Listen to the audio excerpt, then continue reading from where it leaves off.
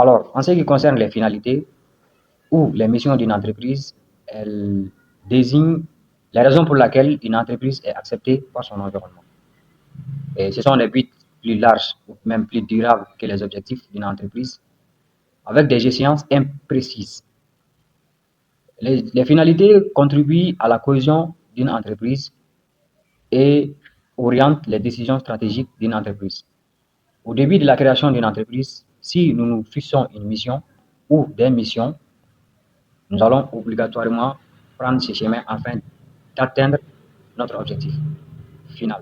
C'est-à-dire que ce sont des objectifs principaux qui est tout en haut, dont nous allons l'atteindre à travers des objectifs spécifiques, comme en gestion de projet.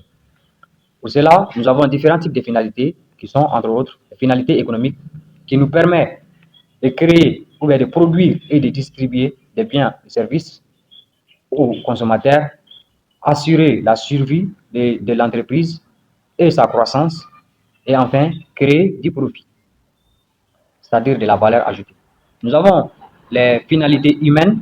Elles concernent aussi bien les ambitions des dirigeants que l'épanouissement du personnel, c'est-à-dire la bonne condition des travailleurs, le bien-être des salariés.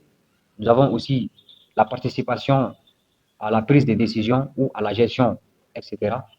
Enfin, nous avons les finalités sociales qui coexistent généralement avec les finalités économiques et humaines. Mais pour certaines, elles constituent une finalité primordiale. Par exemple, dans les services publics ou les entreprises publiques, par exemple, l'indépendance nationale sont des priorités, sont des finalités principales des entreprises publiques.